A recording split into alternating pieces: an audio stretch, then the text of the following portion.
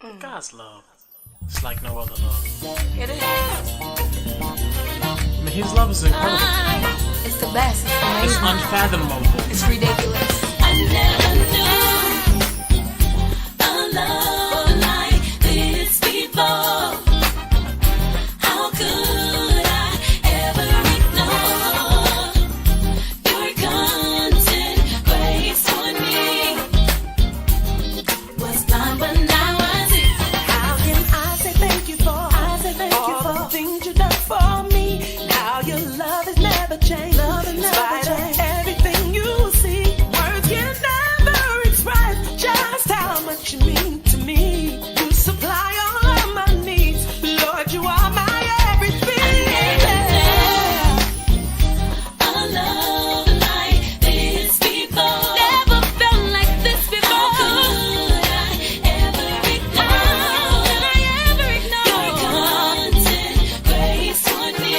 Oh, was blind, but now I see. Lord, I never shall forget the day, no, you came and washed my sins away. Oh, what an awesome sacrifice. You gave your son, he gave his life, and that's I life. never knew love like this before. How could I ever ignore your constant grace on me? I was blind, but now I see. I never knew a love like this before. How could I ignore? Never. Your constant grace on me. I was blind, but now I see. It was your love that lifted me. I was blind, I could not see. And it was your love. Hello, everyone, and welcome to episode 2 of Musician Memoirs on the In the Pocket podcast. I am your host, Kevin Chip Ginyard, aka 203 Chip G, and we're here for a special edition show. We are in my home, and I got my brother here with me, my brother DW Wright. Dwayne has been my friend, oh God, since he was about 14 years old, man. So he's an old man. He's about 67 now. So no, we've been friends for a long time. We're going to talk about that. I think this point and this part of this episode, I wanted to have it informal, so we brought it to the house.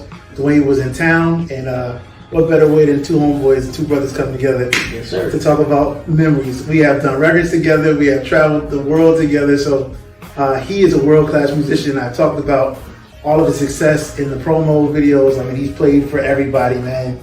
I don't even want to run down his resume, but if you know the name DW Wright, you know that excellence comes along with that name. So this series of the In the Pocket podcast is dedicated to not the legends, but the guys that are still on the grind, that are still on the come up. And I won't say on the come up because this guy really has a 60-year career, and he's only been playing for 20 years. But this is dedicated to the guys that are out there on the battlefield, that are out there still grinding, still out there making a name for themselves and building their legacy. So I wanted to do a show to talk to my friends that are still actively on the road, pursuing their career and their dreams, and talk to them and give some advice to the younger generation on what's coming and what's next. So I'm excited about today, man. I'm happy. Please receive my bro, DW Wright. And we're just going to talk like two brothers like we are and just chop it up. So my guy, I remember, I think my early start of you was you were 14 or 14 12 or 14, and there was a concert and you and Jay White were playing. at Pleasant Grove. Do you remember that? Yep. Okay. What happened that day? You were playing your dad, or were you just playing? No, I was playing with my dad. That was Okay. my first time. That was the first gig I ever did with my dad. Whoa.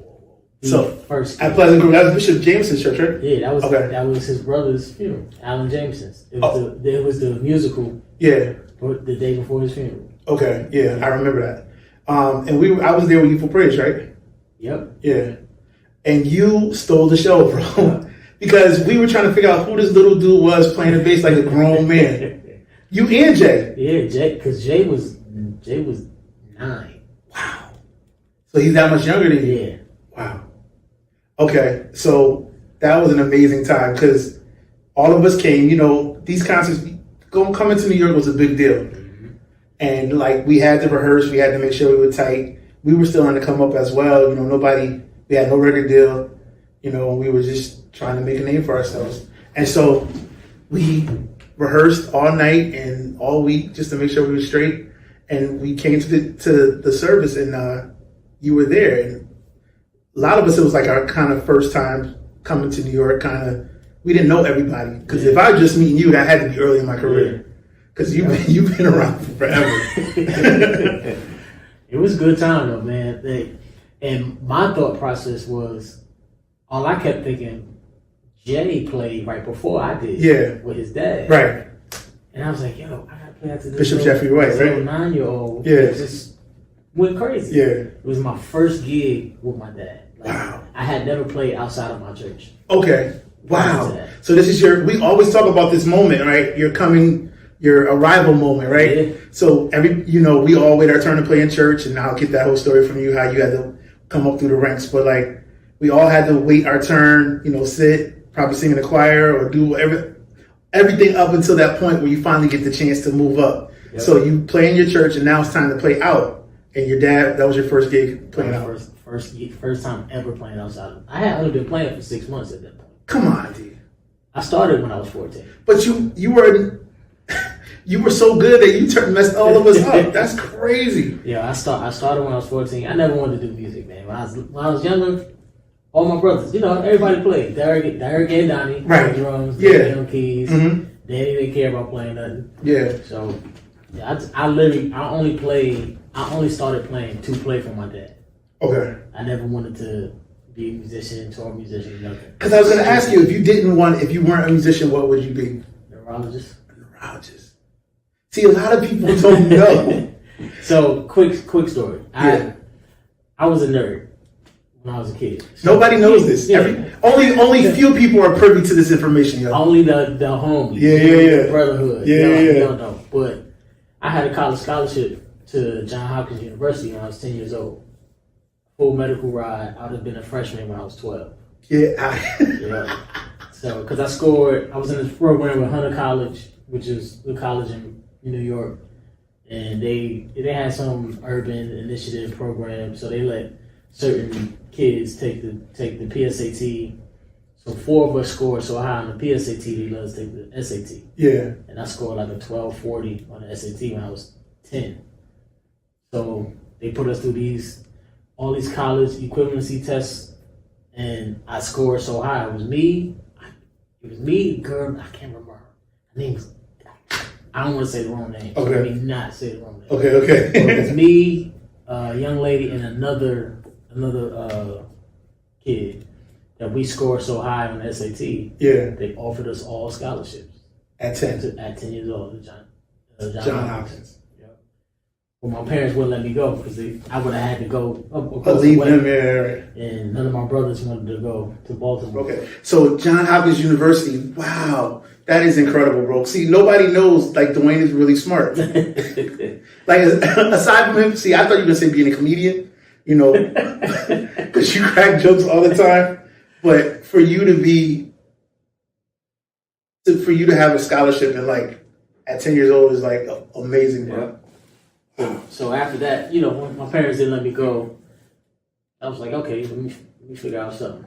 Mm-hmm. And then over the next couple of years, just not really having no thoughts. I'm still a kid, so not having no thoughts. And then my dad's bass player didn't show up to a gig. Oh. And he didn't show up to the gig, and it, crushed my dad. My dad was distraught. Yeah. He was upset about it. So I told him, I said, you should buy me a bass. So next time he don't show up, I can play. My dad laughed it off. I'm serious. Yeah. Buy me a bass. Yeah. Went back to him a couple weeks later. No, buy me a bass. Yeah. So when this happens again, I can play. So that Christmas, this was right after my 14th birthday. So that Christmas, he bought me a bass. And wow. I started playing February. 2 months later, He put me, Davey, and Donnie on a shut-in. Yeah. Locked us in the church for 3 days from the outside, so we couldn't get out. Whoa. So, like, we missed school, everything. Locked us in the church for 3 days. And was like, I want you to play for an hour and pray for an hour. Then I've been playing since then. Oh my God. Y'all heard it here first, because I don't know how many people, too many people know that story. Mm-hmm. Wow. So he put y'all. Because Davey had been playing, but he hadn't been playing that long. Yeah. So how old was Davey at this time? Davey was. You were 14. You were 14. Davey was 17 or 18 because he was still in high school. He still was in high school. Yep. Wow. And what's the order of everybody? Danny's the oldest. Mm-hmm. Then Donnie. Mhm. Then Davey. Then Derek. Baby boy. Yeah. Wow. So your father recognized the gift in you early, but he wanted you to honor it and made you seek the Lord for the anointing. Yep. My God. My God. No, that's an incredible story, bro. Like, definitely you were hand chosen by God, and he definitely put his hand on you. But that also speaks to, like, the technicality of your mind as well. Like, you being a genius, and I'll call you a genius. Like, me and Vendell and Darnell, we always talk about that, how smart you are. And, like, the gift had to be mechanical for it to come out, for you to excel that fast. Yeah. Now, most of it is the gift from God, the anointing, but then also it's your mind to be able to adapt and learn. That's why your retention is so high. Nice farmer. Yep. Because I had that I had that in my notes, because I said Dwayne is a father, a double award-winning producer, a world-class musician, a human GPS system, because he knows every turn in Brooklyn. Right now, from sight, he can tell you how to get from a deli in Brooklyn to a bodega in the Bronx. He can really tell you how to do that. He's the Rudiment Rudy, and we'll get on that. And then he also has the best retention of any musician I've ever worked with. So no, seriously, your brain is crazy. Like, Dwayne literally has learned whole albums, whole shows in 2 days or a day, or like same day, right? Same day. Yeah. What's the craziest time frame you had to learn something? My first Jill Scott show, the show was like 2 hours, 15 minutes. Mm-hmm. I didn't rehearse. First time I ever played the music with the band was at sound check, the day of the show. So did you have the sample records? The records are just... Yeah, Adam sent me the music through like 4 days before the show. Yeah. And then, yeah. And then now it's showtime over sound check, and now we're playing. Yeah, playing the whole show, top to bottom. No cues, nothing. Yeah. Because Jill don't use Pro Tools, so ain't no slates, ain't no countings, nothing. Everything is straight You up. gotta know everything. Yep. So that was probably the craziest. How many songs? Just a 2 hour show, 2 It's hour. about 24 songs, 23, 24 songs. You know, all her stuff is bass heavy. So Yes, of course. yeah. If you slacking, you're gonna be exposed. Dang, that's amazing, man. Yeah, you are definitely one of the smartest people I know, man. I'm happy that you're my friend, but like, I also look back and marvel at your legend, though, because this is crazy. Like, the things that you've accomplished, and I wanted to have you come on and celebrate you, and I'm glad that you're here. Appreciate you, and you're in the crib with me, man. So let's talk about your background. Mm-hmm. How was the old Brooklyn? Because Brooklyn is different now. So it's very different. I was just in Brooklyn this past weekend and just looking around. Yeah. I went to an open mic, and like one of the young musicians walked up to me. He was like, "Yo, what's up, Unc?" I said, "No, I'm not ready yet. It's not that time." That just happened to me too. Somebody said, "Pardon me, OG." I said, "Yeah, man, I wasn't ready for that yet." I'm not ready. I can take Unc. I can't take OG. Yeah. No, I'm not there. I'm 42. I'm not ready to be OG. I'll be 40 Monday. Oh, birthday edition of In the Pocket with Chip G. Let's go, man. But yeah, man. So Old Brooklyn. It was great. Yeah. I mean, there was a ton of musicians. Mm-hmm. The choir scene was heavy. Yeah. That dominated. Yeah. The choir scene dominated. Right. And there was no praise team. There was no praise team. Nah. There were no 6-4-1-5 songs. No. You had to know how to play. Yeah. And if you didn't, like, I remember getting elbowed off the bass. Yeah. No, for real. While I was playing. Yeah. No. Like, that's what used to happen. We just talked about that in episode 1. I had Willie and Darnell on, Will Parker and Darnell.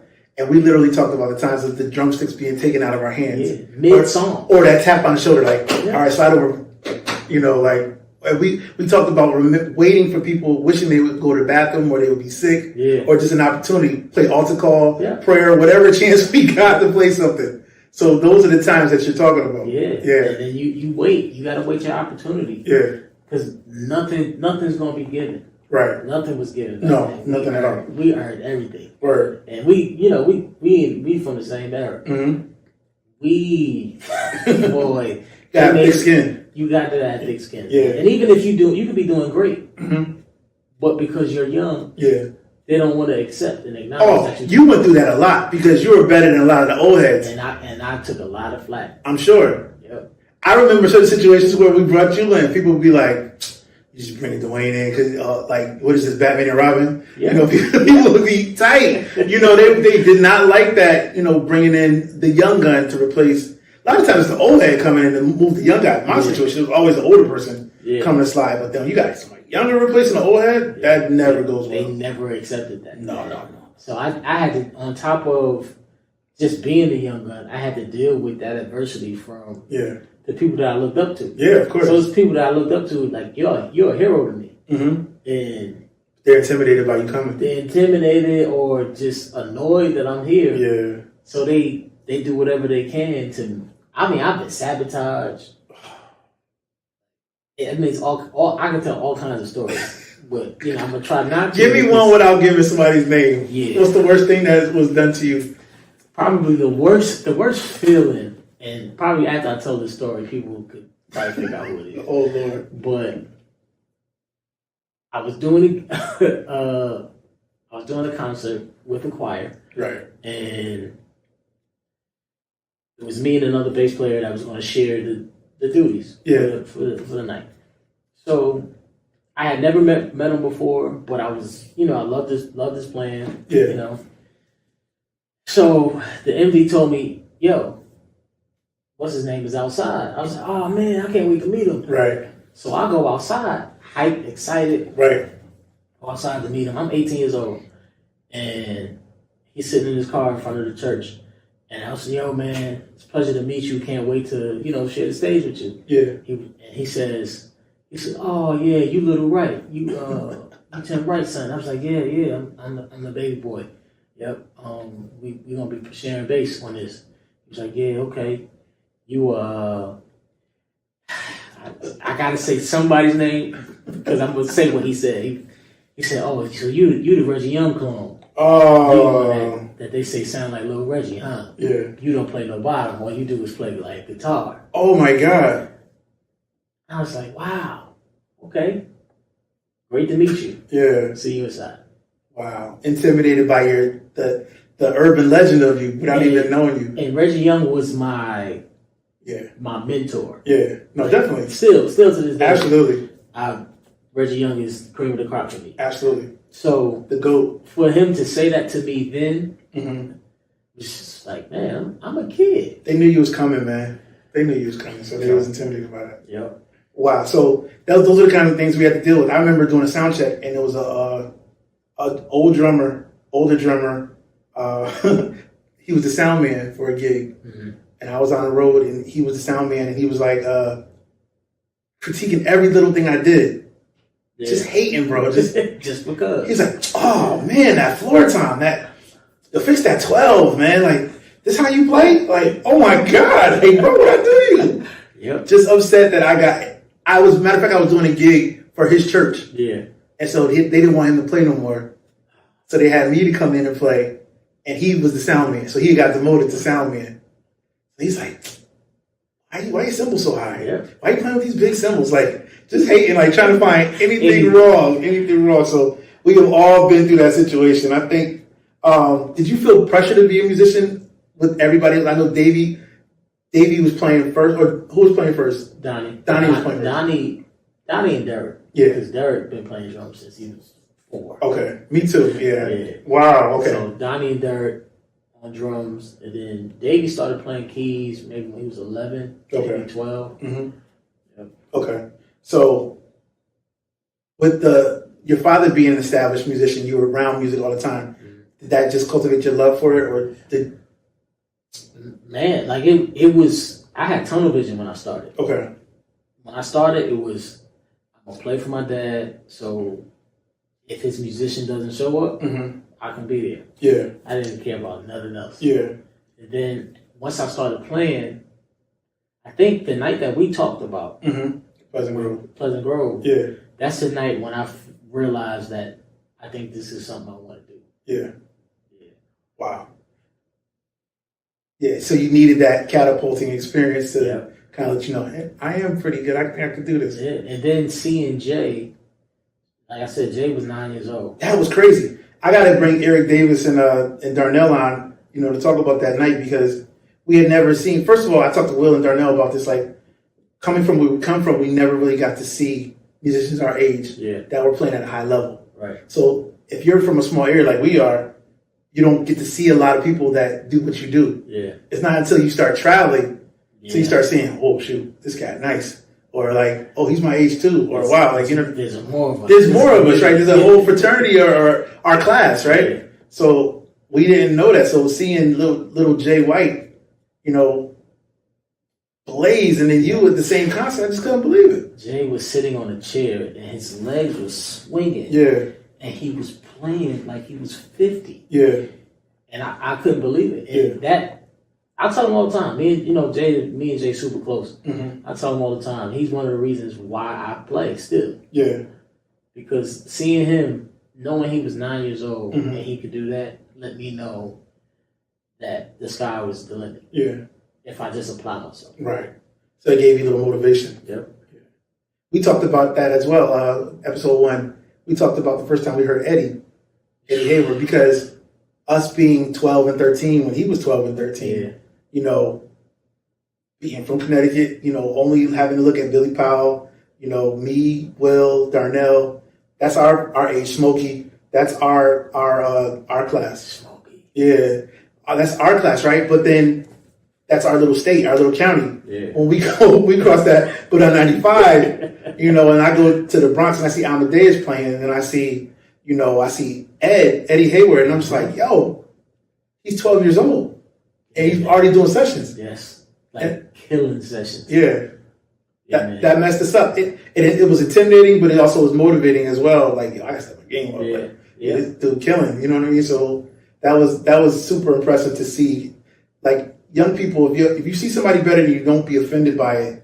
Be inspired. Be inspired by it. Yeah, don't curl into a little ball and be embarrassed by it. Just take that as motivation to go home and practice and get better and study your craft. And I think that's a thing that's kind of different now. What was motivation for us is competition now. Oh, it's so bad, man. Yeah, it's like the OK Corral now. Everybody just want to take somebody's head off. And back then it was, oh, you doing that? Okay, cool. Well, then I'm gonna do that. All right, well, cool. Let's meet up and let's do this together. Absolutely. Let's work together.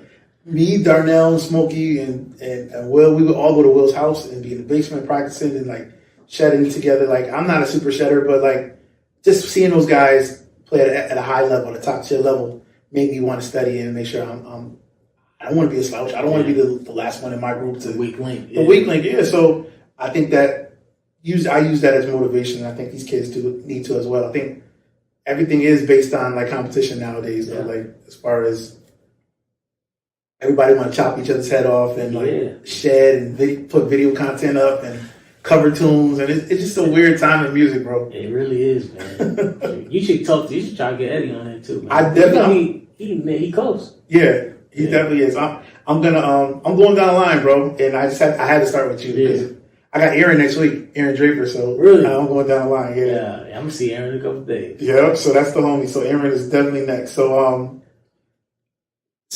at 14 you had your coming out moment, but in the pause on the coming out. But at 14 you had your first gig where you played out. Yeah. When did you realize that you really were good? Maybe I was 16 when I did the He's a Rock record. Okay. Yeah. That's amazing. There were a couple of musicians that didn't want me to play. A couple of my dad's musicians. Yeah. I love them. They're my guys. I know they might see this. I love y'all. Okay, but it was a known thing because you know me and Jermaine are the same age, Right. and Travis first of all was 12. Yeah. But Travis has always been the oldest young man. You know? Always, that's definitely, yeah. So Young old man.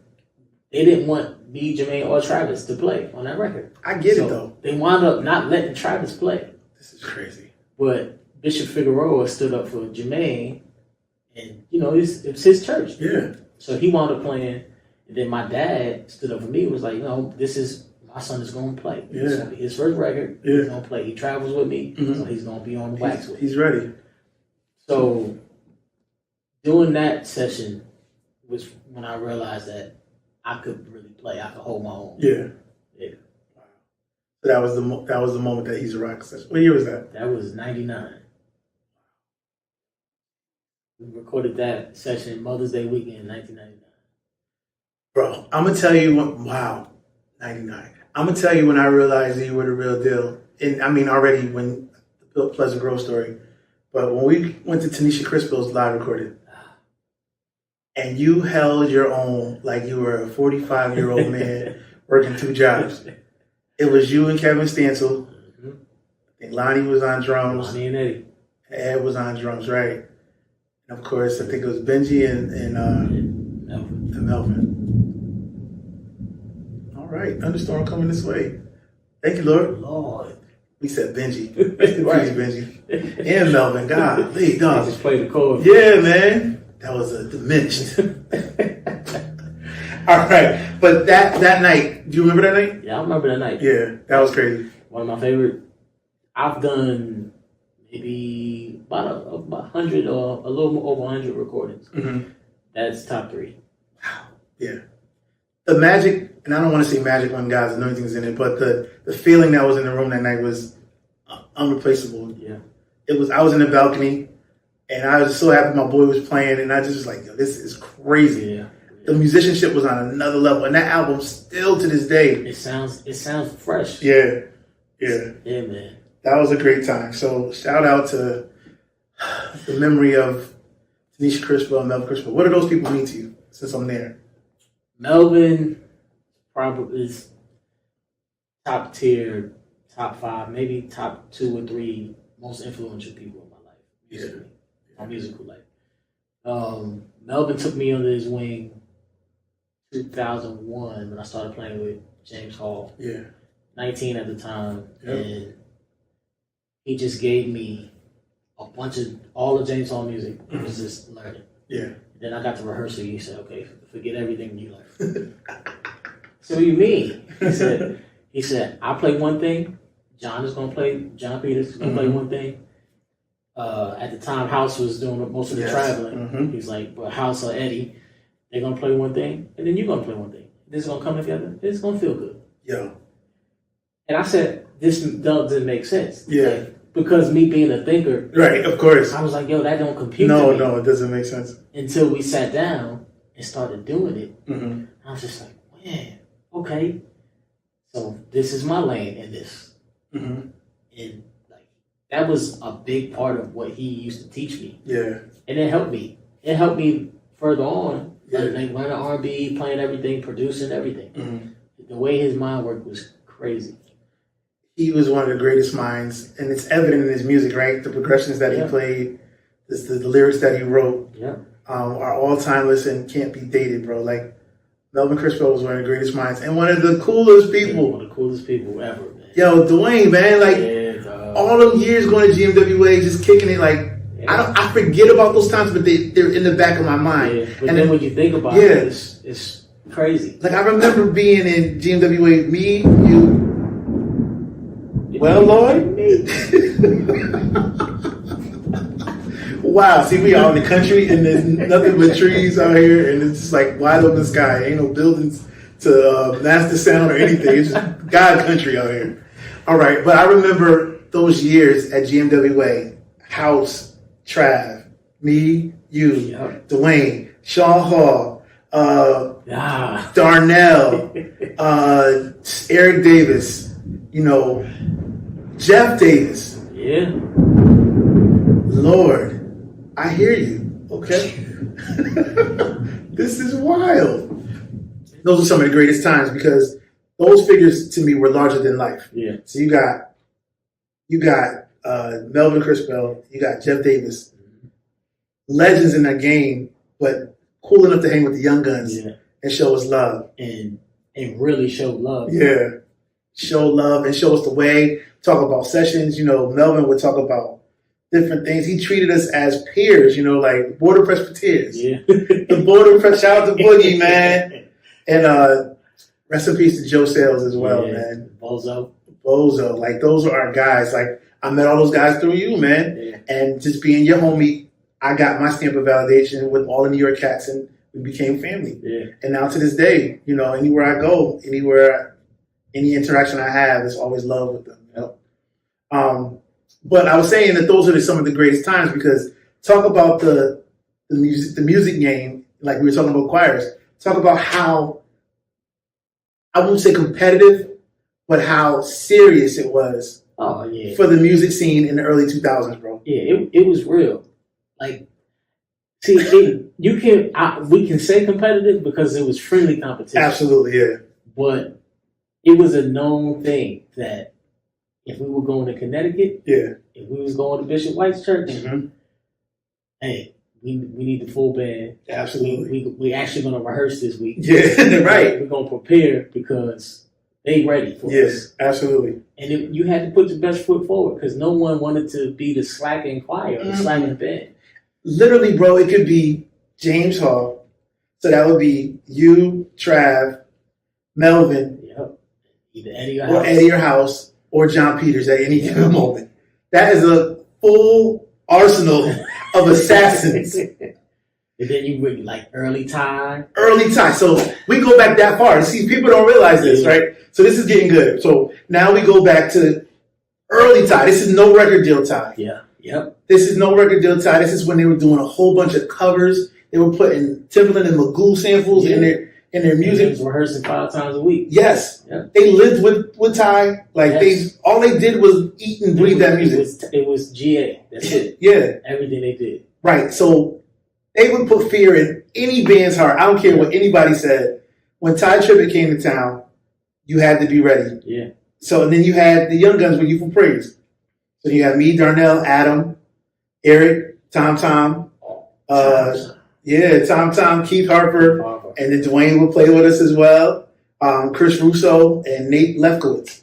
So that was our band, and then we were coming, letting everybody know he wasn't playing. And then you had still Leon Lacey. Lacey. LIV. Oh my God. And then you still, and Leon is another one who people don't talk about enough. Leon he's a genius too. He's in my top, like up there with Melvin, my top influences. Yeah. Like, Leon's crazy. Leon, I'm going to tell the story. He probably going to get me, but, I'll deal with it. Leon went to 5 times college. He enrolled like 4 different times for different things. Like, Leon plays trumpet proficiently. Yeah. Bass, guitar, keys, produces, scores, everything. Because he went for a year for each different concentration. Like, Leon he's a rare type of human being. No, I put him up there. He's a genius like you. The music that he was creating often wasn't received because it was over a lot of people's heads. Yep. But it's like he's like the Mozart of gospel, literally, because he would be bringing. I remember when he first started conducting and writing, and we were at AIM that year. He brought the orchestra. And he brought the orchestra to AIM, bro. And I thought it was dope. It just wasn't. He had hired the union musicians in the city, and gave them the sheet music, and that's hard to pull off. Yes, at a church convention with a terrible sound system. I mean, there were no cymbals at the concert. That's what kind of concert we were. Yeah, so it was like no bass rig, no cymbals. But everybody was trying to make it work. It was Doobie's concert, and he brought an orchestra, bro. That's how forward his mind was. Yeah, where he brought the orchestra in and brought the session players in, and they're just tuning up and everything before it sounded like the Philharmonic in there, and just for him to try that. Yeah. And that's the thing. He was always a risk taker, man. Never afraid. Yep. Never afraid. And what's his drummer's name? Paul John. Paul John had the most guts out of anybody I ever dealt with. Like precision, very precise drummer, but not afraid to try anything, bro. Yep. Yeah. So you had Leon Lacey, Leon's Inner Voice, LIV. James Hall, Youthful Praise coming. For Memorial. Ty and GA. For Memorial, that's another experience where you go to Philly, you gotta rehearse all week because they're church band alone. Yeah, just the church band. Oh my God. Yeah. Omar, Jamar, Wayne Moore, Yep. Spank or Jay Lawson, Yes. drums, Draper on percussion. Yep. Drake gonna talk like Drake. Yeah, he got touch that. Yeah, absolutely. Those were good times. And then who else was and of course your father, then you had the legends. Then you had Hezband, you had your father serving heat. Like the East Coast was lit, bro. And I didn't even mention SOP. Yeah, because then you got SOP. Then if you really want to go, you could say Jehovah's Chosen. Absolutely. Russell Delegation. Absolutely. Trinity Massey from Pittsburgh. Like it was a lot. It was power packed. That David Gates and Love, Peace, and Joy. Yep.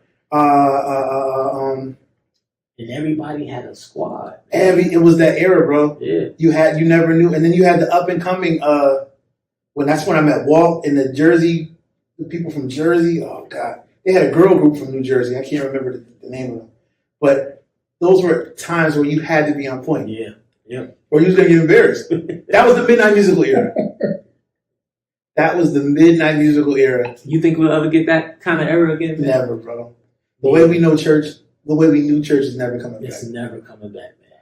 And I me and my brothers had a conversation about that long ago, and it's not sad because things have to evolve, but man, that was a time. It was the best time, bro. It was a time. But we were officially those old heads that were all I do is reminisce now. Yeah. I'm that guy. Like this is making my year. Yep. Just sitting here talking. I wish we had a whole living room full of people. Yeah, man. And we could just sit and remember. I'm about to call everybody on Skype after this or FaceTime because this is a moment. And like we just lived for these moments. I'm grateful that we're alive here to talk about it. Yeah. But those are some of the best times of our life, bro. Yes, sir. So like I remember hearing Joe Wilson and SOP for the first time. And I had never heard anything like that in my life. So it really changed my life to like hear professional music that way, that tight. Yeah. That was it was a real hip hop record. Like in church. Yeah. Like MPC, he brought his own sound system. And it didn't matter what size of the church, nothing. He gonna roll in his rack, his sound system, his keyboards and everything. Yeah. And be a full band. I learned that from him because I didn't understand. He was going to deliver everywhere he went. Yeah, the same quality. Yeah, the same quality. And so he took pride in how he sounded. He said, we're not going to rehearse all this. Because a lot of times you rehearse and, it doesn't come out the way because you can't factor in how the sound is going to be. Yep, you get there, the church don't have no keyboards.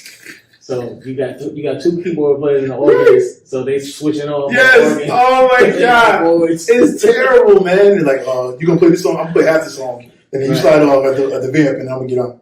Yeah, those are times, man. I think we had to go through those things in order for music to be where it is now. But I don't think church is ever gonna go back, bro. Yeah, the midnight musical era is over. I got 8mm tapes. There was a time it was James Hall and Youthful Praise in the midnight musical. It had to be Minnesota. You remember that? The GMWA Minnesota? Mm-hmm. Yeah. I think that was one of the best concerts. The East Coast. You remember that? It was us. It was Trav was there. Trav was like 14. Trav and John Peters played. Yes. That was the craziest night. I got to find that tape because I have it somewhere. It's in my mom's house. Somewhere. But it was Trav, John Peters, you, and Melvin. Yep. Yep. I remember that like it was yesterday because that's the first time I played outside of New York with James Hall. That was your first, yeah. Because I had started playing with James a couple months before that. Okay. And that might have been my first time playing. I had never flown anywhere. I was 21. Yeah. So I had never flown. I was 19, yeah. I had never flown anywhere to play music. Yeah. I only flew with my family to go to funerals. Really? Yeah. So by 21, remember, I got the Youthful Praise gig by accident. Yeah. I walked into rehearsal and JJ was like, you want a gig? our new drummer, y'all. I'm like, what? And they brought me in, and next rehearsal, I was there. Then shortly after that, they got signed. Yeah, that's right. The Evidence Gospel era started with James. I had James on here too. He's talking James Robinson. Shout out James Robinson. Yeah, sure. And so we started the whole Evidence thing, and of course, Evidence was a derivative of Gospel Flavor and GMWA and Bishop Jameson. All that is connected. Yeah. So we went to GMWA for the week. I'd never been to GMWA for one. Yeah. So that was a whole eye-opening experience. And then two, right. But then I could imagine this place you go where music goes on all night. All day. All day and all night, right? It's just nonstop. Nonstop gospel musicians everywhere. That was an eye-opening, super experience for me. So that midnight musical, it was like the East Coast was on parade. Yeah. And I think we sent a shockwave through the world that night. I think that's probably when I started being recognized, acknowledged as a bass player. Popular circle. You had to, bro. Look who you were playing with. Yeah. Melvin had already had certified hits. John was already stirring up the world with his interpretation of music. Like, everybody's like, who in the world is this John Peters dude? Remember, he had already shook up the world with those DVDs. Yep. So he was hot. And he was playing organ with Tim's on and everything. So John Peters was this phenomenon, like this mystical creature that you would see. And if you finally got to see him, he would have a crowd of musicians standing behind him. Because you couldn't comprehend. No. Like, just listening to the records is impossible to comprehend. But then watching him do it was a whole other thing. Then you got Travis Sales. Travis had just turned 15. I remember clear as day. I remember, waiting to go on backstage and Trav being on the piano. Yeah. And just killing. We couldn't imagine somebody that young being that proficient. Playing like that, man. I didn't even know Corey then. I didn't even know Corey Henry then. Yeah. So I just knew Trav, and I was just like, this is crazy. Yep. So that night, it was James Hall and Youthful Praise, and I don't know who else was on the bill. All I know is it was a crime scene, bro. A Holy Ghost crime scene. Because that night, we all went for blood. Yep. That was a good night, though, man. Ooh, that was a good night. And I think that I made a lot of friendships from that era and that year. You know what I mean? I made a lot of lifelong friendships from that week. Yeah, me too. Like, a lot of people that I met that week in Minnesota. Absolutely. I'm still friends with. Because I also, that week, I played on the GMWA youth choir. I saw that on your all credits, yep. Yeah. So we left a little early, so we didn't get to do any of that stuff. But yeah, man, I think we were there from Sunday to like Thursday. Yep. And then we got out of there. But those 4 or 5 days, bro, I didn't sleep at all. Like, we had the most fun ever. And that was our first time really being away from home, working musicians. Yeah. That was a dope experience. That's for sure. That was a dope experience. And of course, us seeing you with James Hall and the way you played, we always was like, yo, we need somebody youthful. And shout out to Keith Harper, God bless, God rest his soul. Oh, man. My big brother, when it was time to do the second album, I would talk to Eric and JJ, and we we wanted a different approach on the bass, at least, just a different sound. And we would be talking about who we can get. And they would mention such and such and such and such and such. I was like, yo, we should get Dwayne Wright, yo. We should get Dwayne. He's like, you think he'll do it? I said, I'm gonna call him. And I called you. I was like, sure. Yeah. And I called Eric back, and I'm like, Eric, he said he'll do it. For real? Not thinking that you would be excited to play on another, play with somebody else as well. And I think you came down, and it was the rest is history, man. Yeah, we had a great time, man. Yeah. People I don't know if people realize that we recorded that record twice. We definitely did. Definitely. It was the Thank You for the Change album. Mm-hmm. We definitely recorded it. First time was at Mount Airy, right? Nope. The first time was at church. Right? Yes. Mm-hmm. The first time was at TFT. Second time was at Messiah. Messiah. That's yeah. Messiah, because Mike came home from the 8701 tour, remember? Yep. That's right, because Natural played.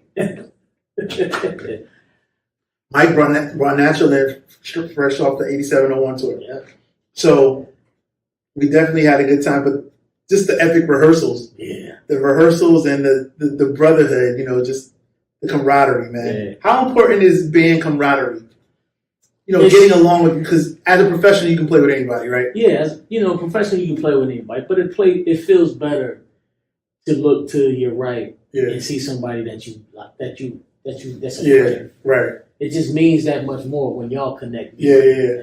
So that's why I love rocking with you, man. Yeah. Even like everything you've ever called before, I've shown up for. Yeah. Because that's just because I know it's easy. Yeah. You ain't got to force the chemistry. No. We're gonna sit down and we're gonna lock Yeah. because we think alike, but then we actually care to think alike. Right. Absolutely. So yeah, man. The cool thing is like being friends and then being good on your instrument is it just makes it easier. Yeah. You know, it's the relationship on and off the instruments, I think, and that's very important to have that chemistry. Yes, sir.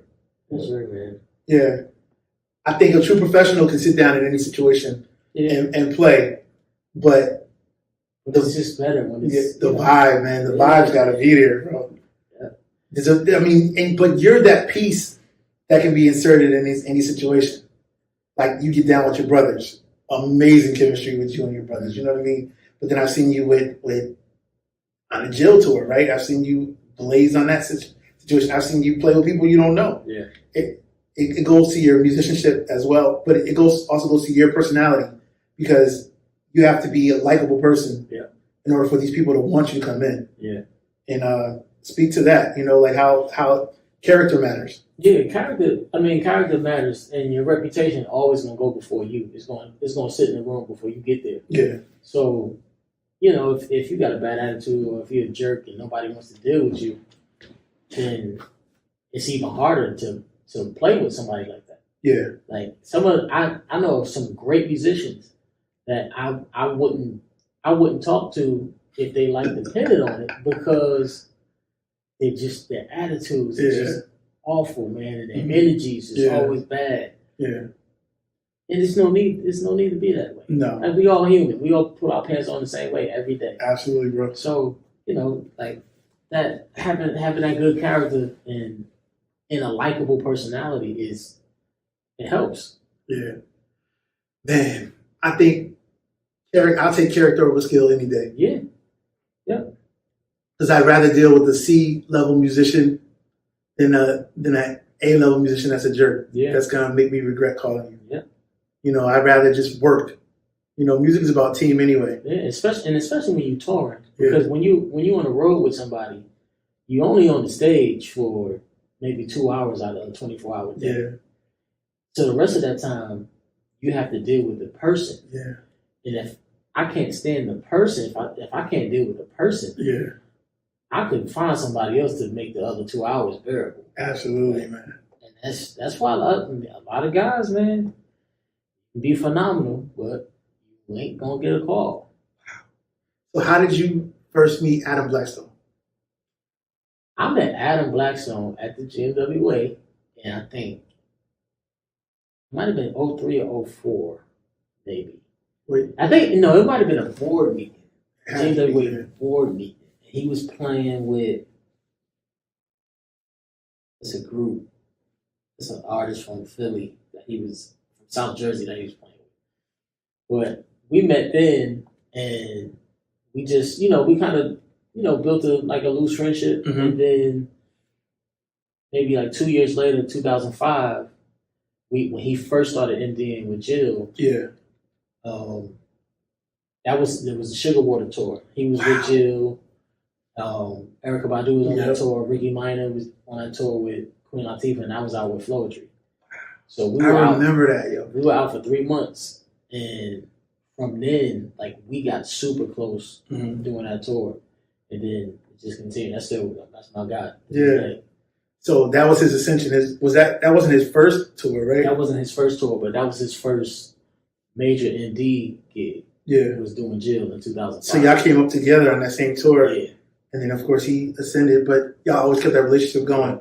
And so from that, he would call you to do fill-ins or Yeah, he would call me to just fill in. It was random stuff at first, and then the first major thing he asked me to fill in for was Jill. Jill. Because as he was doing Jill, he got the call to do Kanye. Yeah. This is 2007. Yeah.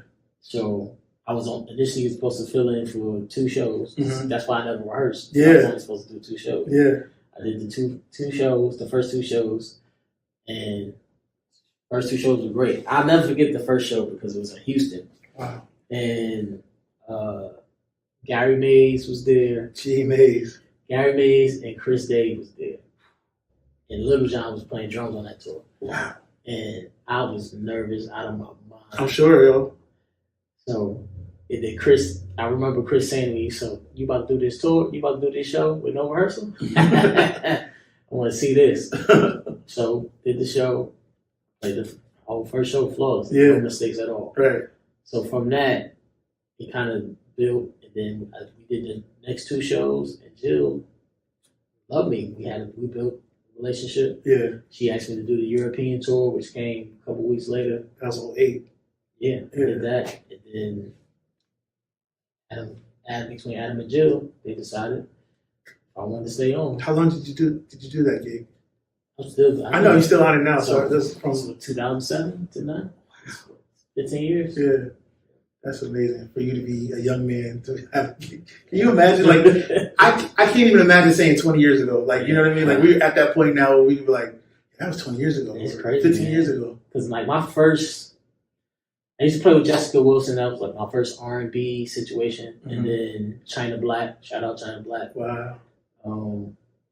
But my first major mainstream gig was with Nelly, Wow. Nissan Stewart. Nissan put you on. Yeah, we was at the GMWA. I met Nissan at GMWA too. We was at the GMWA in 2002, I think. No, I met Nissan at the PAW convention in Yeah. LA. He hit me. He was like, "Yo, man, I got some stuff coming up in New York. You think you want to do it?" I was like, "Yes, I don't care what it is." Yeah, of course, anything you want. Yeah. So it turned out to be Good Morning America and like 2 local gigs Mhm. with Nelly. I was like, "Sure." I'll Yeah. do it. Easy. Yeah. Wow. How important is networking? It's super important, man. Because we talked about character. Now, do you have to take the initiative, or when you're in the room with these great people, what do you do? It's a little of both. You Okay. have to take the initiative, but you can't be annoying Right. because you can annoy yourself out of a gig. I would say in this era with bro, sis, fam, that's my Like- dog, Unc. Like, how do Yeah. you help the musicians like find their way? A lot of people actually don't like that. Yeah. Like there are some guys that okay, cool, you kiss up to them. They might put you on a gig, but then they're gonna pay you half of what you're supposed to get paid Mhm. because they know you're too hungry. Yeah. They know you're too eager. You Okay. can't be too eager. You gotta be hungry, Yeah. but you can't be starving. Yeah. You gotta walk that fine line because if somebody sees you starving, they are gonna use and abuse you. How cold is this game, man? It's cold blooded, man. man. It's cold blooded. These people ain't your friends. No. 95% of the time, they're not your friends. Yeah. When they need a spoon, they're gonna get a spoon. When they need a fork, they're Yeah. gonna get a fork. Wow. It's just what it is. But I mean, it's good to be hungry. It's good to put yourself. Now everything is social media, so put up videos to show Mhm. what you can do. Yeah. But at the core of it, be professional. Yeah. Show up on time. Mm-hmm.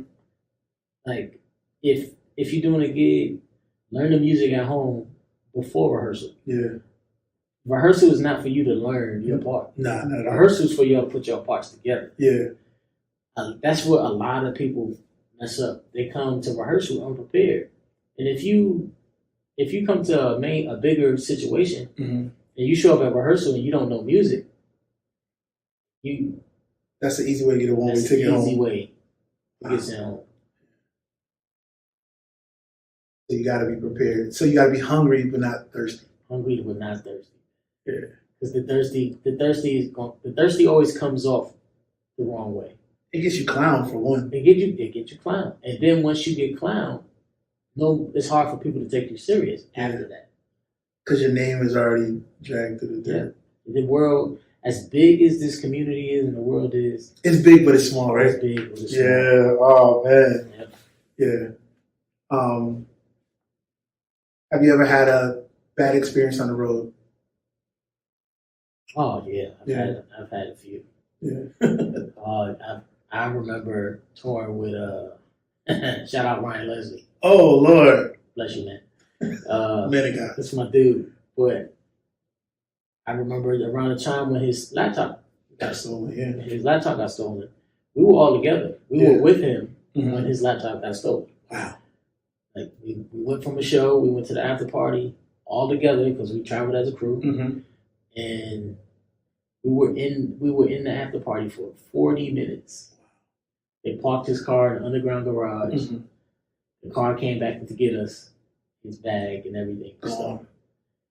Where they parked the car, the cameras were off in the garage. So it was a clear setup. So he felt like it was a setup. So he gets mad. We had 3 more shows in Germany to do. He decides that he's not going to do no more shows with that promoter because they set him up. So we go from there to Amsterdam. He puts us in a hotel in Amsterdam for a week. Yeah. While things get figured out. We were getting death threats. Oh my God. Like people calling out hotel rooms. Yeah. Like, we know what y'all look like. Y'all don't know what we look like. Y'all don't know who we are. Oh my God. Getting bona fide death threats for a week. Did he come and check on y'all, or he just No. Did he stay in Germany, or No, he bounced? went somewhere else completely and just left And us left y'all there. Left us there. So that that was me, LaShawn Thomas, and Chris Morgan.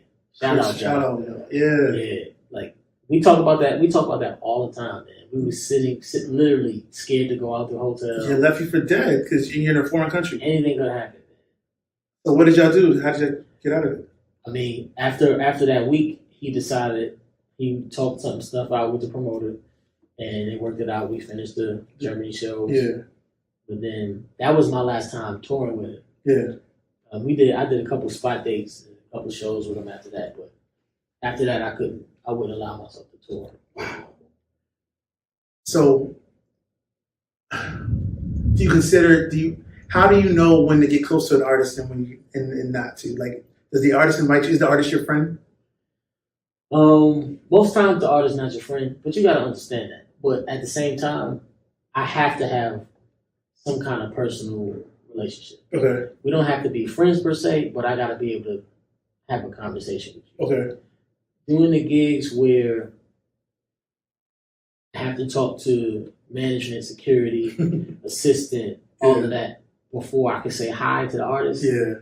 Those aren't. And I'm sure you've been to those situations. Yeah, those aren't the gigs for me. I know. I quit those. Yeah. See, you're at the point where you can. That's another thing, right? You're at the point now where you can pick and choose what you want to do. I honestly quit those because I feel like my gift is from God. Yeah. Absolutely. So if I'm pouring out a God-given ability for you in your kingdom or whatever you're building, I should at least be able to know how you feeling. Right. You should be able to. They're a person at the end of the day, right? You're a person. We all people. So at the point where you can't be a person, we can't talk. I'd rather not. Have you been in a situation where you've been shunned or like, nah? Oh yeah. Yeah. Curved. A few times. I'm not gonna ask who. I ain't gonna say who. I'm not gonna ask who. But what was your favorite tour? Favorite tour.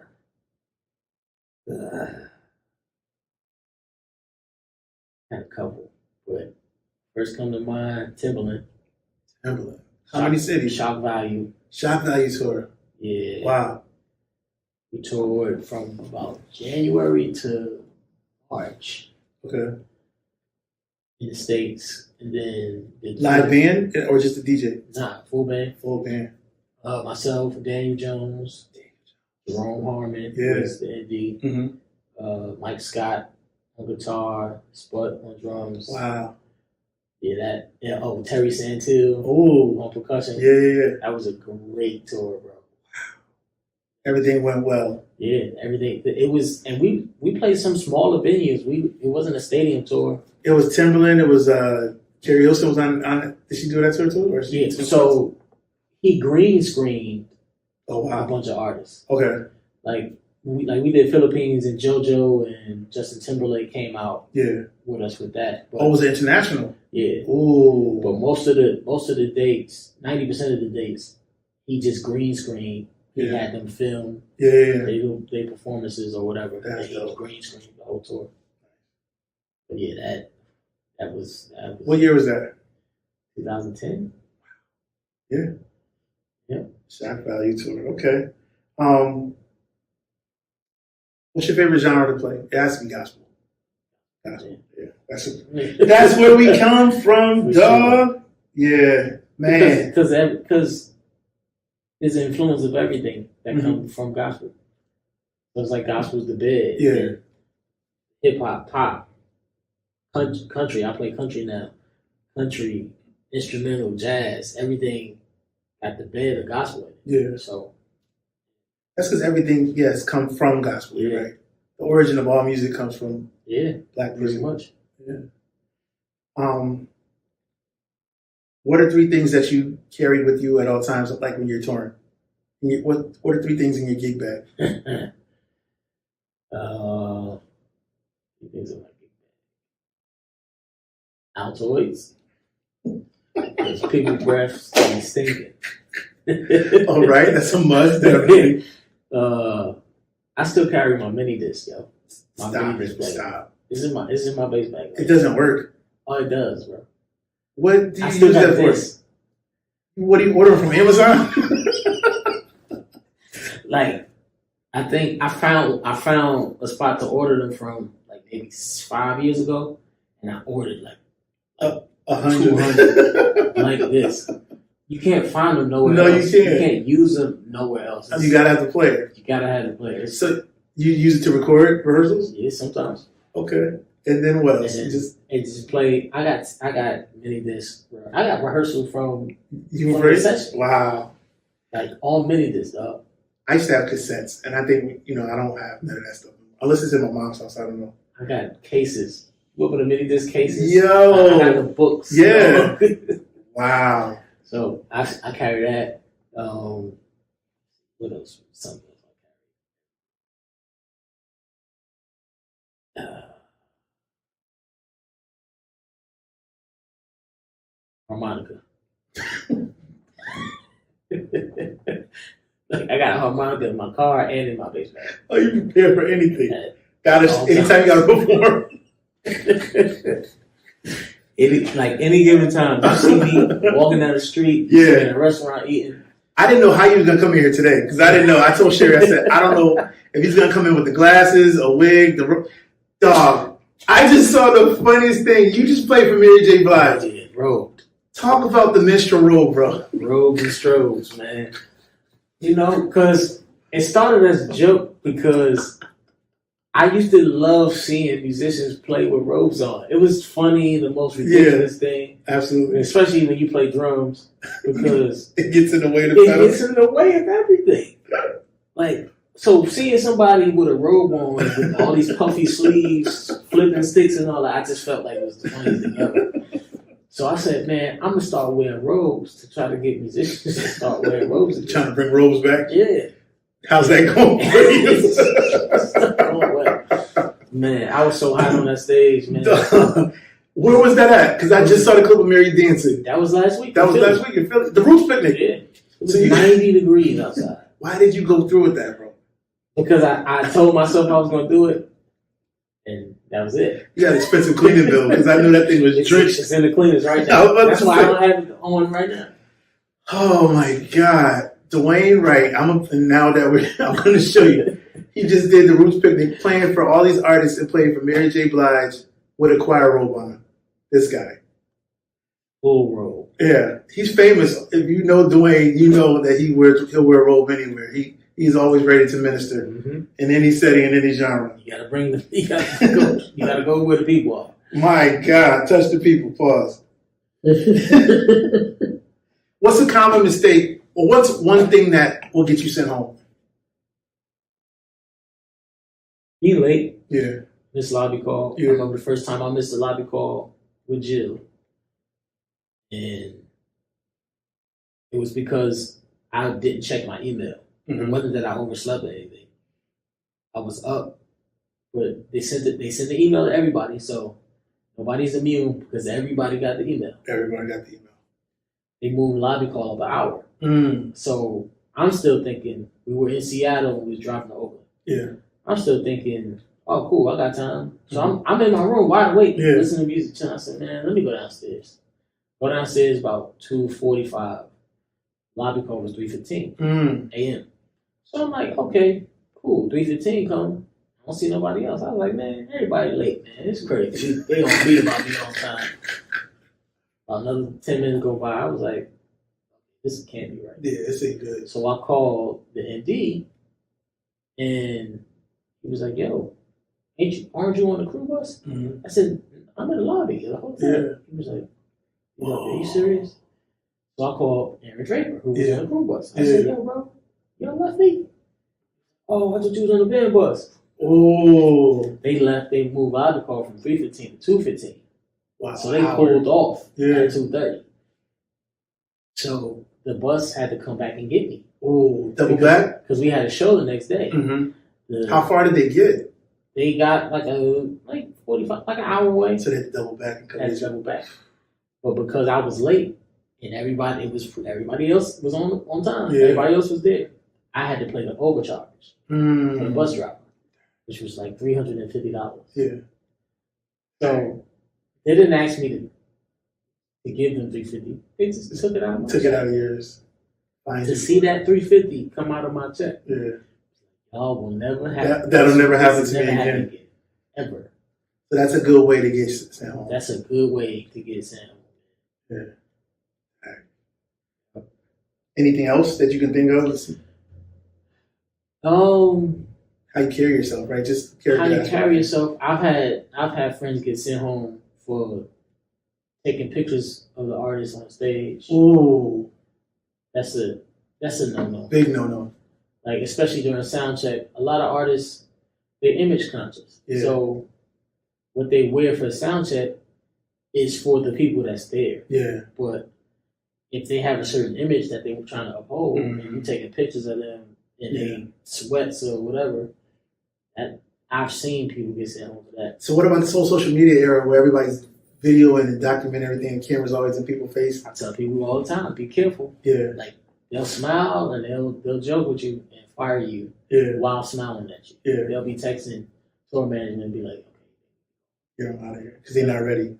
And I had other friends that can't, like, taking pictures of like tour laminates. Yeah. Because that's easy To duplicate. to duplicate. Yeah. If they see what's on the tour laminate, They like, they scan it and you can scan it Yeah. and replicate it.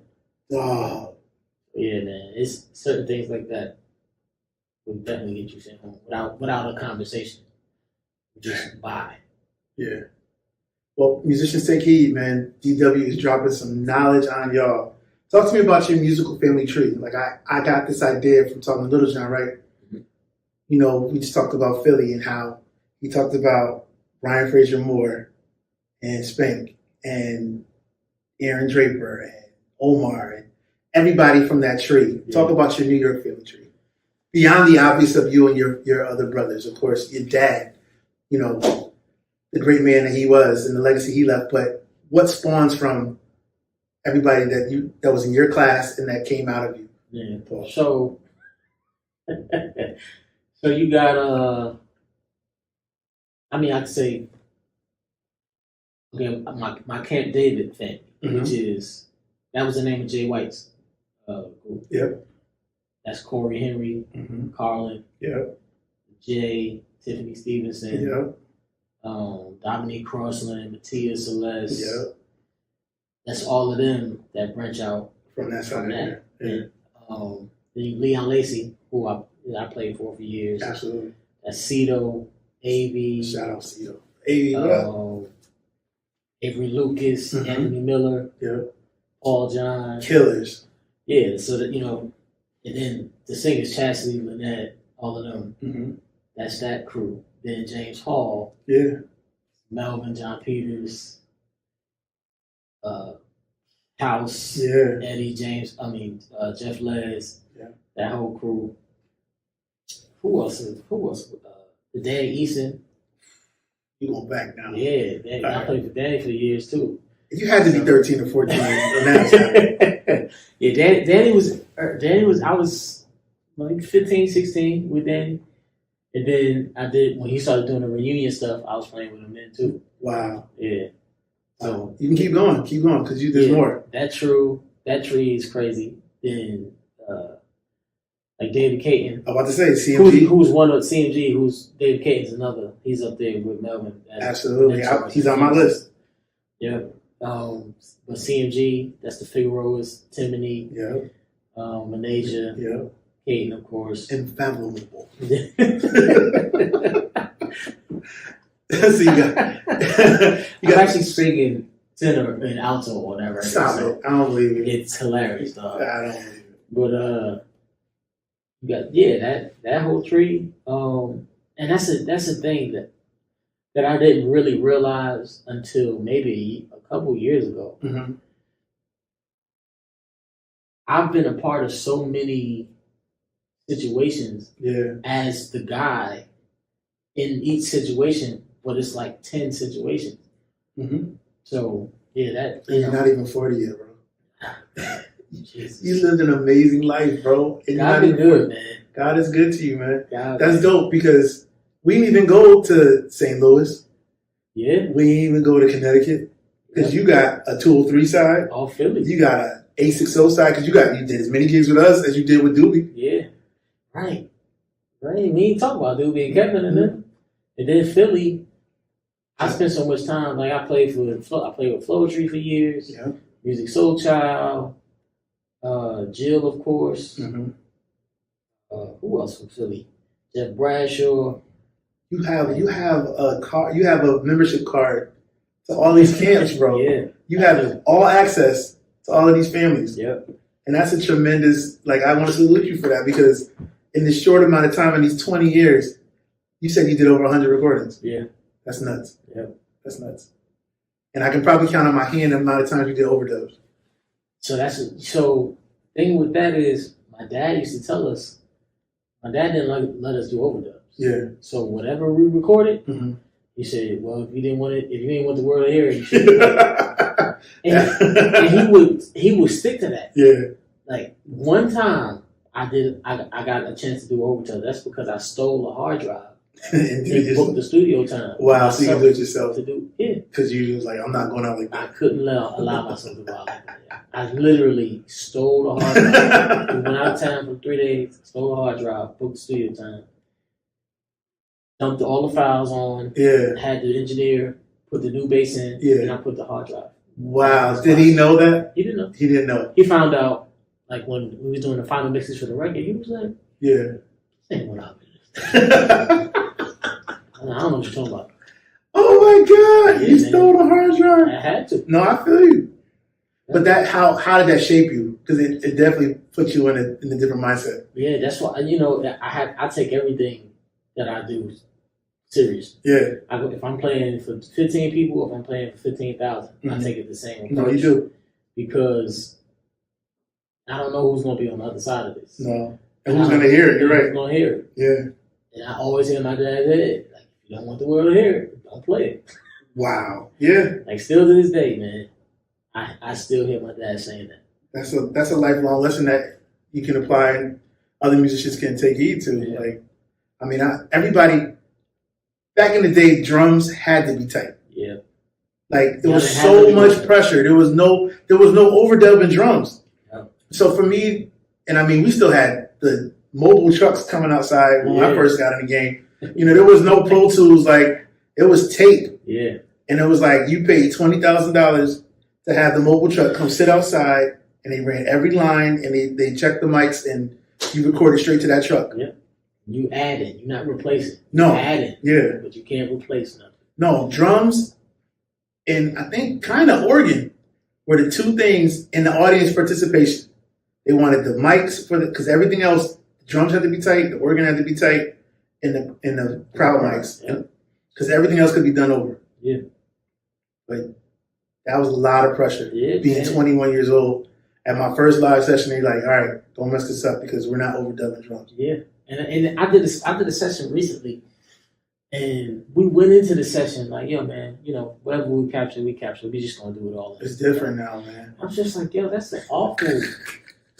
I don't know how to approach music that way. Yeah, me either. And it just it feels dirty. It doesn't feel right. I'm too passionate for that, and I think I'm from the old school like you. Like, I want to put my best foot forward, and I want to knock it out. I ain't trying to just think about overdubs, and that's post work. That's what we have for overdubs. Yeah, they don't even prepare for it. Like, I mean, they rehearse with stems. They perform with the stems now. Yeah. Like I heard Israel records all his rehearsals, and then if the session don't go right, he could pull the files from the rehearsals. Yeah. That's the way of the world. Yeah. So if you don't nail it that night, that's cool. We got files. It's all lined up. 5 other versions of the song in the box. We don't need it. So I mean, it's just a different time, man. Mm-hmm. How do you feel? Like, do you feel at this point where we're young OGs now? Mm-hmm. We're not old. We're not washed up. But how do you feel where the game is? Like how it's changed and where it's going now? I appreciate it because, like I said before, like we got to evolve. Things got to evolve. Mm-hmm. But I feel like it handicaps people to a certain extent, man. Yeah. Because, like you said, like one of my pride and joys is having great retention. Because I don't want to have to do it over. Mm-hmm. So my goal is to nail it first. Yeah. One take, Jake. Mm-hmm. Like, let's knock it out. You hired me to do the job. I'm gonna do the job the first time. Mm-hmm. So you don't have to go back and clean up. Yeah, no, I get it. So how are you handling? How long do you see you doing this? Do you want to continue to tour, or do you want to? Well, part of the reason why I moved to Nashville was to slow down touring. Okay. So I wanted to be in a place where, spend time with my kids. Man. Yeah. So I wanted to be in a place to make road money at home. Yeah. And the studio scene in Nashville is really good. Heavy. The cost of living, I cut my expenses almost in half. Yeah. Moving from New York to Nashville. So did you sell a house back home, or did you? Yeah. Wow. Sold that thing. Got out of here. Yeah. Wow. So Nashville was your city of choice, and of course they call it Overdub City. Yeah. So naturally, a lot of work. It's a lot of studio, and I haven't been doing a lot of studio work, but I've been doing enough. Yeah. And the little bit I have been doing has been enough to sustain me financially. Yeah. So that's all I care about. I don't care about the high profile gigs and all that stuff because You've done all that stuff. Everything I wanted to do, I've done except for there are 2 things musically. 3 things I'll say musically that I've never done. Talk about it. 1, play with James Taylor. Really? James Taylor. Shout out James Taylor. If somebody can give me that. Call him. And why James Taylor? That's my favorite artist of all time. Really? Yeah. Okay. Yeah. So James Taylor, and the last 2 things, play at the Grammys and win a Grammy. Okay. So those 2, that can definitely happen. So everything else, every country I've ever wanted to go to, I've been blessed to go. How many passport books do you have? I'm on my 3rd. So every country that you wanted to go to, you've been to? I've been to. And then London or Paris? London. London. Yeah. Australia or Japan?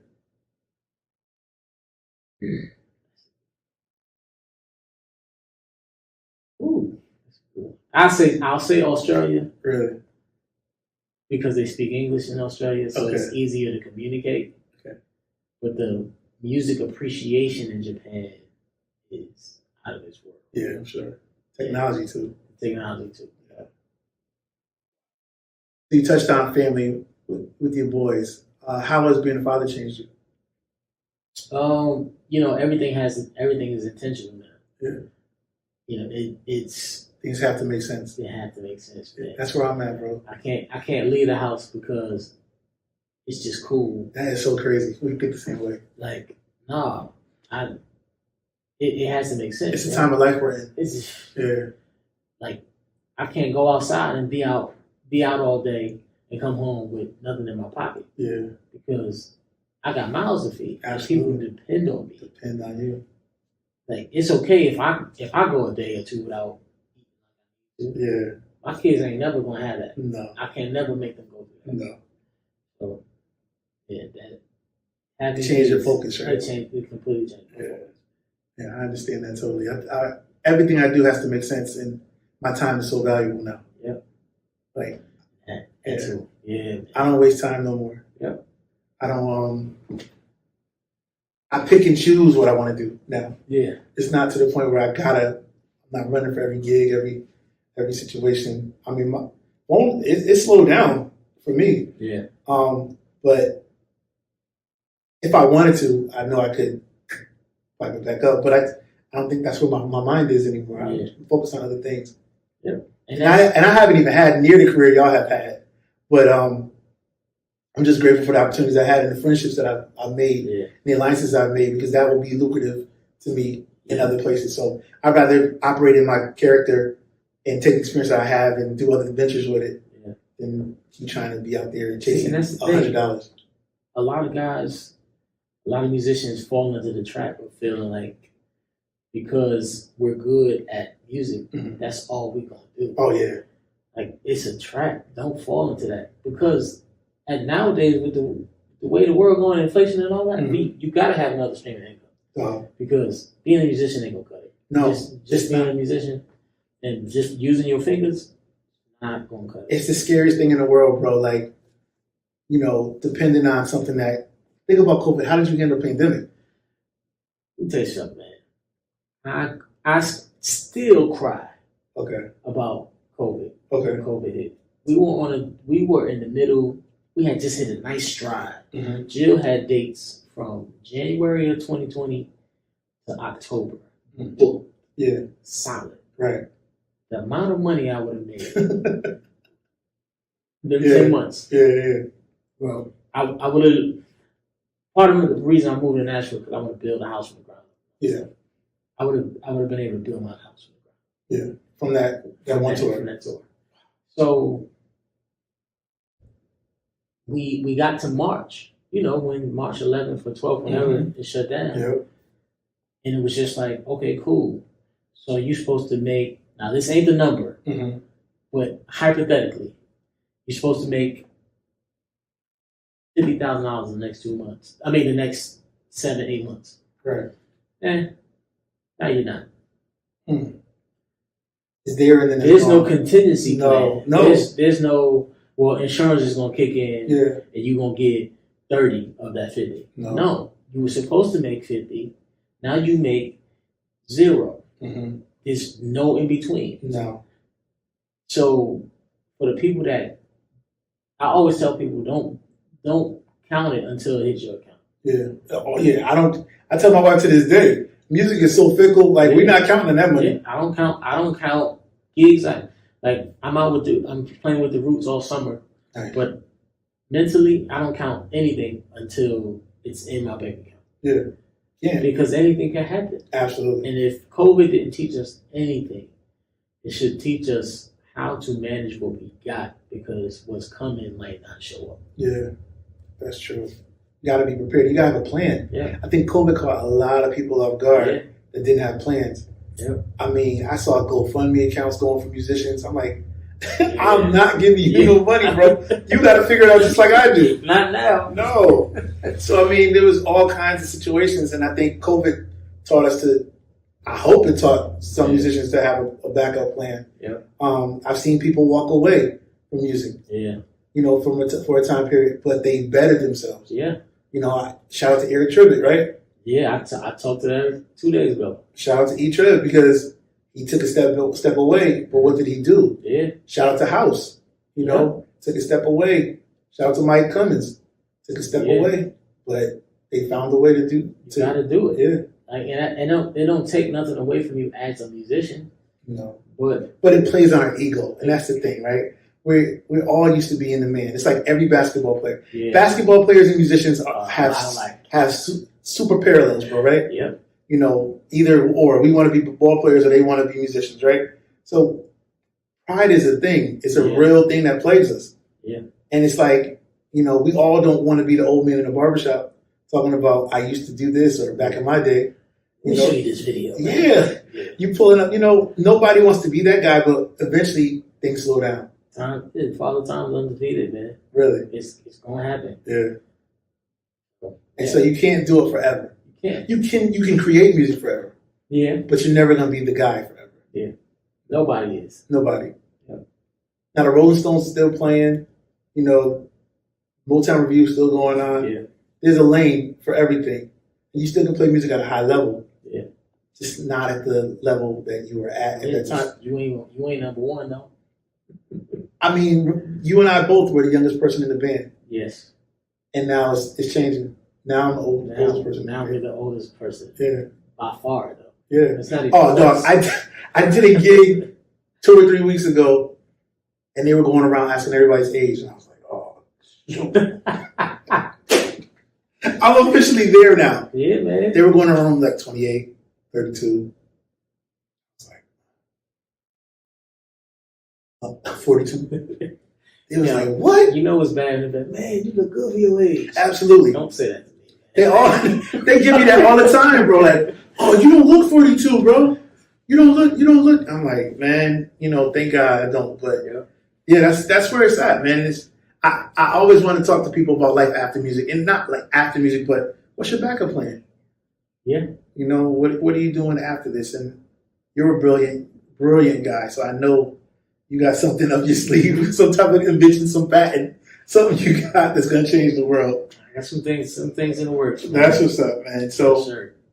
I'm gonna let you go. I'm gonna close, man. I just want to know, like, Father's Day is approaching. Yep. And you and I had some amazing dads. Yeah. You know, I spent time with your father, and you spent time with mine. Stayed in my house. Yeah, you know, my man, yeah. Yeah, you know, came down for my services. You brought Tony Royster to my appreciation service. Yeah. You remember that? Yes, sir. Thank you for that. That was amazing. You definitely made me look like the man. DW, I had my church would give me appreciation service. They didn't pay me. So I would get one offering. I would serve every Sunday for 52 weeks and not get paid from my dad's church. I know you guys can't imagine that now. Did you imagine? Yeah. So I played every Sunday, did everything that the church needed to do for 52 weeks for 20 years, basically, and never got an official salary. But my church would hold one service for me a year, and they would invite all my friends and family, and you know, artists would come in, and Dwayne would come every year and say, you know, people would say nice things about me, and they would raise one offering. So Dwayne knew that I loved, you know, being a drummer, I loved Tony Royster.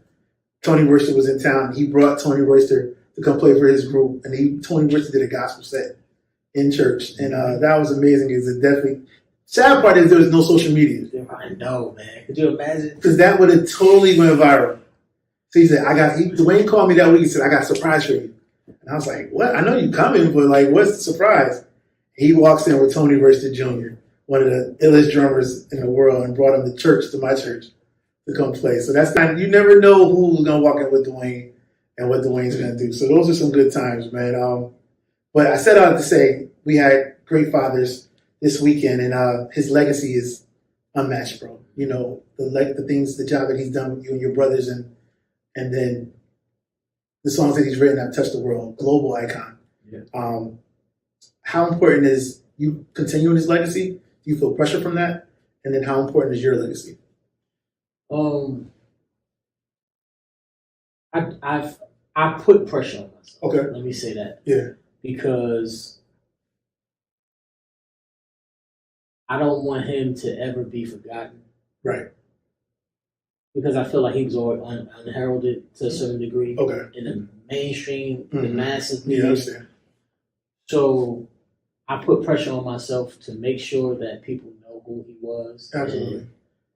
And that everything I do is an extension of how great he was. Yes. And you know, it's funny because Father's Day is Sunday. Mm-hmm. His birthday is Friday. Wow. His birthday is the 17th. Because my mom's birthday was yesterday. 14th. Oh, wow. Same week. So we all she's 14, my dad's 17, I'm 20. That's amazing, man. So, So that's an amazing week. Wow, yeah. heavy. And then it's always Father's Day weekend Yes, too. always. So, you know, super heavy. Yeah, But, yeah. you know, my dad's legacy, man, was amazing. Yeah. There's so much stuff that he's done that I'm still finding out. Yeah, I'm sure. Like, maybe 5 years ago, Action Bronson, the rapper, Yeah. he sampled, Alchemist, DJ Alchemist, Yeah. sampled one of my dad's songs. Wow. I've never heard the song before. And it's recorded. It's recorded. They reached out to us, you know, to get Clear the clear sample. and everything. I was like, it's awesome, but I don't know the song. What record is this? So I listened to the song, which made me listen to the whole album that song is on, which led me to a whole rabbit hole of stuff that my Other dad stuff he did had done. that I never knew about. What was the artist, you know? The record? It was, I think it was Friendship Baptist Church in New York. Wow. It's a record that my dad produced. So my dad produced and wrote a lot of records for a bunch of different random people, choirs. He didn't put it out under Savoy or Malaco. He just wrote it, produced it, let them put it out however they put it out. That was it. Wow. He done promoted it. It was like, so some stuff you can't find it on the internet. No, you can't. You literally have to fall on it. Yeah. There's about 50 records that people never know about. My dad did a record every year. We found this out a few years ago. My dad recorded or produced a record every year from 69 to when he passed in 2008. Like, Wow. Every year, at least one. Yeah. So that's 40 years Straight. just nonstop. Wow. So this you know, there's a ton of music out there, you know, and me and my brothers now we're, you know, digging into the legacy and bringing some stuff up. Kanye, Sunday service, Absolutely. Comes with Blessings. Right. So yeah, He's immortalized, bro. There's no way you can mention the word gospel music yeah. and not honor your dad. Yes, sir. He even being my mom probably she has everything. Before we could go to the Holy Convocation, she would get autographs. Her and my dad would go up to Murder Summers, go up to your father, go up to Twinkie, and get autographs and bring them back to us when we were little kids. Yeah. So I still have an autograph of your dad somewhere in the file somewhere. But I mean, this is before I even had a relationship with him. But I remember the last day I saw him, and it was the day before. And because we were in Detroit, we were all in Detroit together. And we had just did, you and Vandell stayed. Yeah. And we were going home. And as we were leaving, I saw him that day. Yeah. And so I remember I was right there. And so I'm not going to take you down that path. But I remember he's like, you know, you doing good, Chip? You're right. He's like, all right, you guys did good. And, you know, like, just congratulate us. And then we left to go home. But I still remember that experience. And even coming with Dion to present, you know, to teach the songs for the album with Rance Allen and My Knees. Yep. And what was He Will Do. He Will Do. So those, He Will Do. right. And I think I played that song for you when you recorded that song with us. Me and Tony. Mm-hmm. And I Don't Look Like What I've Been Through. You did the interlude. Yeah. So I have all that. I got a reason to steal my J. Yeah. Where can I find I Got a Reason? Well, it's only on YouTube. He has to re-release it because Leon. he has to re-release it. I don't know where that album is not. You know, he owns that one, so he can let that one out. He needs to re-release that record. Yeah, he does. What we need to do is re-record that record. I mean, we were talking. I just talked to him a couple weeks ago about doing a reunion, so maybe he'll re-release everything else. Dion Kippen. I'm calling you out. Wherever you are. Yeah. Buy a fake, some faux locks. Go back to Locks Dion. Go back to Locks Dion. And let's do I Got a Reason, okay? Oh, man. So find Vic. Vic is still doing well, too. He's still, yeah. Horizon's still doing good. So, how do you want to be remembered, bro? I cared about people. Yeah. Yep. I cared. Everything I touched, everything I put my hand to, I cared about it. Yeah. I played with love, I showed love, and I just genuinely loved it. Yeah. That's what's up, man. Well, there you have it. Episode 2 Within the Pocket with Chip G, musician memoirs with the young legend, the young OG, my brother. We kicked it, man. We just had a conversation between brothers, man, on the couch, just hanging out, man. Now we gotta get something to eat, but I appreciate you guys hanging out with us for this time. I'm honored that my brother was in town and we could just sit down and chop it up.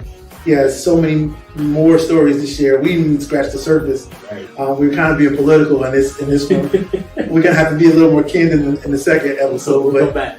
absolutely, man. I'm so grateful for my bro coming through. He has toured the world with some amazing artists. He has produced and done some amazing music. So check him out. Where can we find you on social media? Instagram, DW is King B _official. All my Martin fans, you understand that? The 30-year anniversary is tomorrow. Yeah. Yep. So they're gonna come out with that China 16th. But DW is King B. DW Wright on Facebook. The Bassman at blackplanet.com. Stop.